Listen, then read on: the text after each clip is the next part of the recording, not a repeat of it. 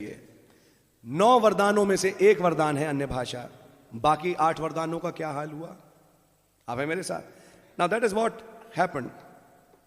और आज सप्ताह का पहला दिन है और मैं खुदा का धन्यवाद देता हूं कि हम लोग ओरिजिनल पेंटिकॉस्टल हैं, जिन्हें सही वचन खुदा ने दिया, समझ में आया।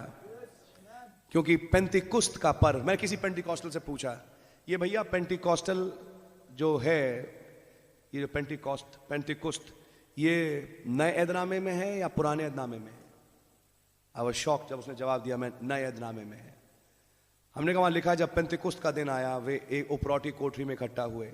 हमने कहा ये पेंटिकुस्त का दिन जो आया ये क्या नए ऐदनामे में था या पुराने ऐदनामे में था?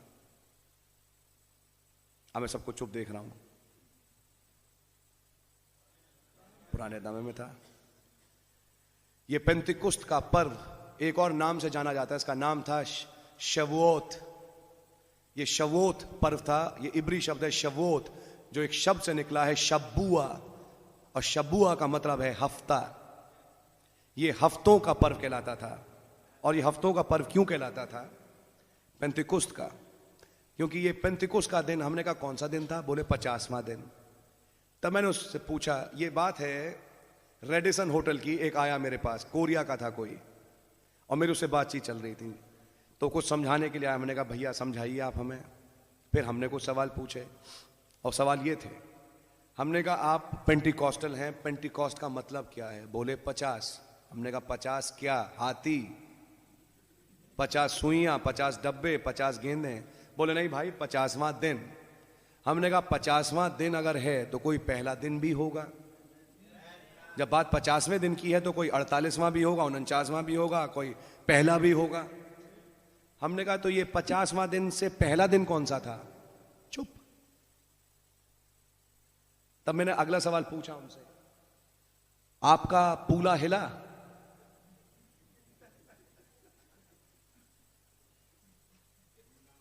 बोले पूला?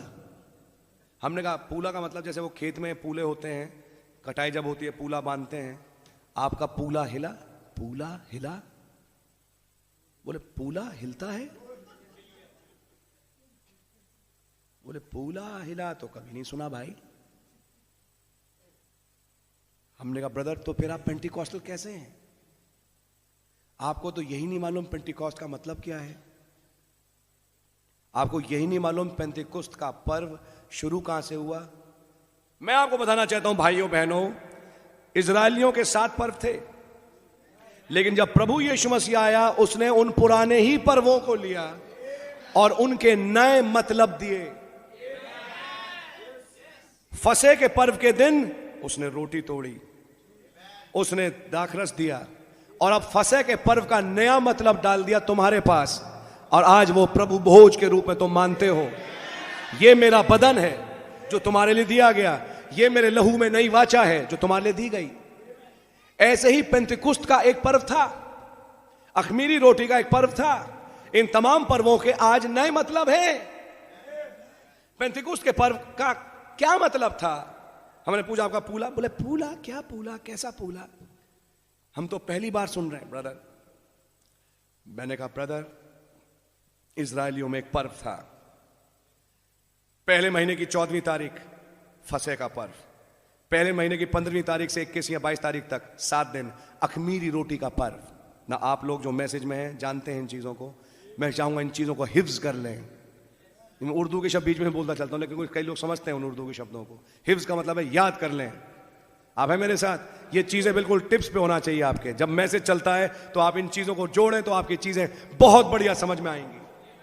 और मैं कहूं समय के हिसाब से तुम्हें गुरु होना चाहिए, और आप बन रहे हैं गुरु। मैं देख रहा हूं भाई ग्लैडमैन एक गुरु बन गया है, भाई अश्विनी एक गुरु बन रहे हैं, और भाई लोग गुरु बन रहे हैं। God really bless you. आप लोग समझते हैं इन चीजों को, बहनें भी, लेकिन मैं चाहूंगा इन चीजों को हिफ्ज कर लें तो आपको समझने में प्रॉब्लम नहीं आएगी। आपको मिलेगा पहले महीने की 14वीं तारीख अखमीरी रोटी का पर्व, फिर 15वीं तारीख से 21वीं तारीख तक, सॉरी फसह का पर्व, फिर 15वीं तारीख से 21वीं तारीख तक 7 दिन अखमीरी रोटी का पर्व। फिर एक और पर्व था जो था पूले का हिलाया जाना। और पूले का हिलाया जाना क्या था? जब मार्च अप्रैल में कटनी का समय आए तो आप लोग कई लोग सब जानते हैं, क्योंकि ये एरिया भी किसानी में खूब मशगूल है, तो जब गेहूं उगता है तो सारा गेहूं एक साथ नहीं पकता। हमेशा खेत का एक हिस्सा जल्दी पकता है और बाकी हिस्सा पक रहा है वो पक जाता है, इसलिए सारी कटाई एक साथ नहीं होती है। आजकल तो ये है कि इंतजार करते हैं जब सब पक जाएगा तब हम कंबाइन लाएंगे, निकालेंगे। लेकिन पहले क्या होता था इजरायलियों में, सब तरफ खेत में सूरज एक समान नहीं चमकता। आप है मेरे साथ, किसी खेत के कोने पे सूरज ज्यादा चमक रहा है। एंड माइंड यू, वही सूरज जो बोने के टाइम था वही सूरज कटनी के टाइम है, लेकिन कटनी के टाइम सूरज जरा जलाल में होता है, उसकी गर्मी ज्यादा तेज होती है। आप है मेरे साथ, लेकिन कटनी के समय का सूरज किसी खेत के हिस्से पे ज्यादा तेज चमकता है, और जब वहां ज्यादा तेज चमकता है तो वो ज्यादा जल्दी पकता है। तो इजरायलियों में खुदावन ने एक नियम ठहराया कि कटनी के समय जब तुम्हारे खेत का एक हिस्सा पके तो उसको काट के उसका पूला बांधना, वो फसल का पहला पूला होगा, और उस पूले को याजक के पास लाना, और याजक उस पूले को लेके खुदा के सामने हिलाएगा, और जब वो पूले को हिलाएगा तो तुम किसान भाई के लिए बात होगी कि ये पूला हिलना खुदावन के हुजूर में एक चिन्ह है कि खुदावन ने तुम्हारी बाकी खेती भी कबूल कर ली, तुम्हारी बाकी खेती भी कबूल है ना। यीशु मसीह मरे हुओं में पहला फल था, इसलिए पहला पूला यीशु मसीह था जो जमीन से उग के बाहर आया। सप्ताह के पहले दिन वो जी उठा, लेकिन सप्ताह के पहले दिन जब यीशु मसीह जी उठा, वो पहला पूला जब निकल के आया, अब जरूरत थी कि वो पूला हिलाया जाए। इसलिए ईद पेंतेकुस्त के दिन जब नीचे लोग इकट्ठा हुए पेंतेकुस्त का पर्व मनाने के लिए, तो यीशु मसीह का जीवन 120 के ऊपर ऊपरी बालाखाने में उन 120 के ऊपर हिलाया गया। जब आप पूले को हिलाते हैं तो पूले को हिलाने से क्या पैदा होता है? हवा। जब यूं करें आप, पंखा चलाएं, हवा नहीं बनती। पूले को हिलाने से क्या बनता है? हवा। और जब यूं यूं हिलाएं तो क्या बनता है? बवंडर। आमीन। इसलिए लिखा है ईद पेंतेकोस्त के दिन जब वो उपरौठी कोठरी में थे, उन्होंने आंधी की सनसनाहट का शब्द सुना और वो आग का सतून आया जो कि मसीह की जिंदगी थी, और उनके ऊपर जीभें टिक गईं और वे अन्य भाषा बोलने लगे। वो क्या था? वो पूला मसीह 120 जो खेती थी उनके ऊपर हिलाया गया।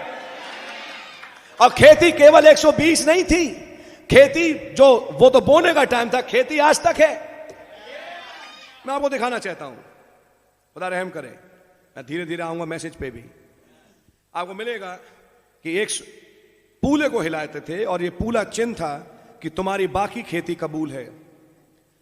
पूले के हिलाए जाने के बाद 49 दिन गिने जाते थे, 7 सबत। हर सबत कौन सा दिन था? 7वां दिन। और 7 सत्ते 49, 49 दिन यानी 7 सबत। इन 7 सबतों के बाद आता था, 49वें दिन के बाद आता था 50वां दिन। इस 50वें दिन को पेंतेकुस्त का दिन कहते थे।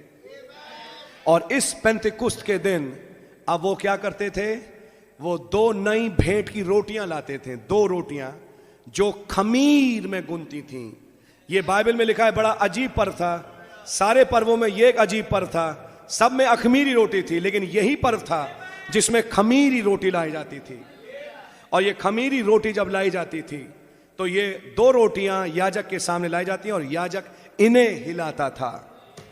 और जब याजक इन्हें हिलाता था, इन 49 दिनों में ये चिन्ह था कि पूले के हिलाए जाने और रोटियों के हिलाए जाने के बीच में कहीं उन 49 दिन में बाकी फसल पक जाती थी। उन 49 दिनों में बाकी फसल पक जाती थी। आप लोग हैं मेरे साथ ना? आप जानते हैं कि यीशु मसीह हमारा पहला पूला है। 1 कुरिन्थियों 15वां अध्याय, मरे हुओं में पहला फल मसीह। लेकिन जब मसीह आया तो जब इजरायली पेंतेकुस्त का पर्व मनाने आए नीचे मंदिर में, अर्थात 2 नई भेंट की रोटियां शरीयत के अनुसार, तो यीशु मसीह ने मतलब बदल दिया। जिस दिन पेंतेकुस्त का पर्व वो नीचे मना रहे थे 2 नई भेंट की रोटियां लाने के बाद, ऊपर बाले खाने में 120 जो इकट्ठा थे, वहां पे यीशु मसीह जो पहला पूला था, वो जिंदगी उनके ऊपर हिलाई गई और वो पवित्र आत्मा के बपतिस्मे के रूप में उन्हें मिला। उस पूले के हिलाए जाने के बाद से जरूरत थी कि तुम 7 सबत गिनो। वो 49 दिन क्या थे? 7 सबत। और अब की केस में वो 7 सबत, उस पेंतिकुस्त के दिन से 7 सबत 7 कलीसियाई काल हैं।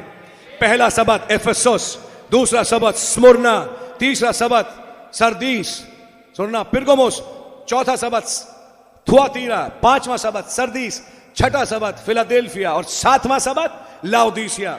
और जब 7वां सबत लाउदीसिया खात्मे पे आए, आप है मेरे साथ, तो 7वें सबत के अंत पे एक 50वां दिन आना चाहिए जब 2 नई भेंट की रोटियां लाई जाएं और ये 2 नई भेंट की रोटियां खमीरी हो। और आपको मालूम है पूला और दाना जिंदगी को दर्शाता है, लेकिन रोटी हमेशा बदन को दर्शाती है। यीशु मसीह ने जब रोटी ली क्या कहा? यह मेरा बदन है। लेकिन यहां अब खमीरी रोटियां हैं और वो खमीर दिखाते हैं गुनहगार जिंदगियों को जो गुनाह में पैदा हुए, और ये जिस्म खमीरी रोटी है। आप है मेरे साथ? लेकिन जरूरी थी कि ये खमीरी रोटियां हिलाई जाएं और वहां 2 रोटियां थीं, क्योंकि एक रोटी है अन्य जाति दुल्हन और दूसरी रोटी है 1,44,000 और दोनों के पास संदेश पहुंचना है। वो इज़राइल में है या अन्य जातियों में है, और जरूरत है कि अब 2 रोटियां हिलाई जाएं। कहां? हवा में। इसका मतलब ये बदन हवा में ले जाए। क्या आज आप उस समय में हैं ये रोटियां हवा में ले जाने वाले? हालेलुया। आप पाएंगे कि दुल्हन में हमारा नबी पहला पूला बना। जो दुल्हन चालू हुई पेंतिकुस्त के दिन से, वही पहला पूला मसीह, उसकी मिनिस्ट्री, उसका जीवन एक जिंदगी में आज दिखाई दी। मैं कल शाम को बता रहा था, और वो था भाई ब्रैनम। और जब खुदा ने उसे अडॉप्ट किया, वो दुल्हन में पहला पूला बना जो अंतिम दिन की दुल्हन है। और ये दुल्हन का जो पहला पूला था 1963 में हिलाया गया। हमें अब 1963 से 49 दिन गिनना चाहिए, और जब आप 1963 से 49 दिन गिने, सन 2012 आता है और सन 2013 50वां दिन है। आप है मेरे साथ? मैं कोई टाइम का ज्ञाता नहीं या कोई तारीखें बताने वाला नहीं कि इस तारीख में यीशु मसीह आने वाले, इस साल यीशु मसीह आने वाले। मैं ये नहीं बताने का कि चाहता कि अब इस साल यीशु मसीह की आमद होगी, मैं ये नहीं कहना चाह रहा। लेकिन मैं एक पॉइंट रखना चाह रहा हूं, उन 49 दिन में क्या था? बाकी खेती पक गई। और आज मैं आपको बताना चाहता हूं, वो पूला जो नबी हिलाया गया 1963 में, उस बादल में, उसके बाद एक खेती है जिस खेती का नाम है मसीह की दुल्हन आज। और जरूरत है वो भी उस तरह मैच्योर हो जाए जिस तरह से वो नबी मैच्योर था। आप है मेरे साथ? इन अदर वर्ड्स, हमारी भाषा शैली बदल गई, हमारे मतलब बदल गए, हमारी समझें बदल गई। पेंतिकुस्त का पर्व एक पर्व था, उसके बाद 7 कलीसियाई काल हैं जो कि पेंतिकुस्त के पर्व में शामिल हैं, और 7वें सबत के अंत पे उसके बाद जरूरत थी कि अब 2 नई की भेंट की रोटियां लाई जाएं। इसलिए खुदावन चर्च से निकल के एक मिनिस्ट्री में आ गया, एक बॉडी में आ गया जिसे सन ऑफ मैन कहते हैं, क्योंकि अब टाइम रोटी का था, गेहूं का नहीं था। वो गेहूं गुंद चुका था, वो गेहूं पिस चुका था, और अब एक रोटी बन गया था। आप है मेरे साथ? मैं भाई ग्लैडविन से कहूंगा, अगर आप चाहें और जो सीखना चाहते हैं, आप COD में पढ़ सकते हैं। 1964 के क्वेश्चन आंसर्स में आपको ये जवाब मिलेंगे 7वें महीने में, और चीज़ों को लेकर नबी ने समझाया। वह मैं इन बातों को आपसे कह रहा हूं बिकॉज ये समय है कि अब वो गेहूं का दाना रोटी बन जाए, वो जिंदगियां रोटी बन जाए। ये है रोटी, अब जरूरत है वो दाना रोटी बन जाए। आमीन। नाउ खुदावन का धन्यवाद हो कि खुदावन ने ये बातें मुझ और आप पे क्लियर करी। हमें मालूम है एक नबी आया है। कुछ पहले महीने के पर्व थे, कुछ 7वें महीने के पर्व थे। 7 पर्व थे। अब है मेरे साथ? मैं आ रहा हूं धीरे धीरे अपने स्क्रिप्चर पे, लेकिन आत्मा क्योंकि इंस्पायर कर रहा है इसलिए बोल रहा हूं इन बातों को। और उन पहले महीने की 14वीं तारीख फसह का पर्व, 15 से 21 अखमीरी रोटी का पर्व, उसके बाद पूले का हिलाया जाना, और 50वें दिन उससे जब पूला हिलाया गया पेंतिकुस्त का पर्व। 1 2 3 4 पर्व हो गए। 5वां पर्व तुरहियों का, जब तुरहियां फूंकी जाती थीं, और वो था 7वें महीने की पहली तारीख। उसके बाद 7वें महीने की 10वीं तारीख प्रायश्चित का पर्व, जब महायाजक साल में एक दफा परम पवित्र स्थान जाया करता था वाचा के लहू को लेके, और लहू को 7 बार छिड़कता था मर्सी सीट पे, प्रायश्चित के ढकने पे। और उसके बाद 7वें महीने की 15 तारीख से 23 तारीख तक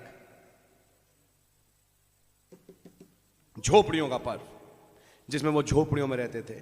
ये 7वें महीने के पर्व थे, वो पहले महीने के पर्व थे ना। पहला महीना पहला कलीसियाई काल, 7वां महीना 7वां कलीसियाई काल, और पहले महीने को 7वें महीने से जोड़ने के लिए पेंतिकुस्त का पर्व था, जिसमें 7 सबत थे। आप हैं मेरे साथ ना? आप पाएंगे फसह का पर्व यीशु मसीह ने मनाया। अखमीरी रोटी का पर्व 7 कलीसिया काल में बना है।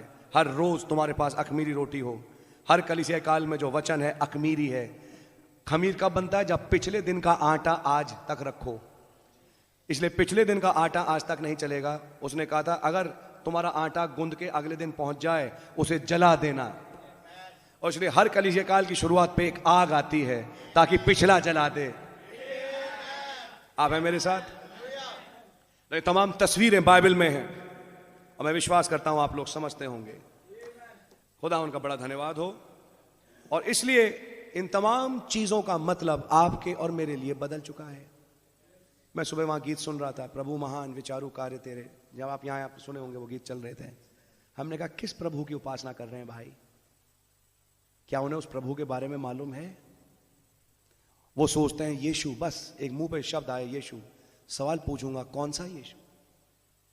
क्या तुम्हें यीशु की परिभाषा मालूम है? ये 9 वरदानों में से एक वरदान है अन्य भाषा। बाकी 8 वरदानों का क्या हाल हुआ?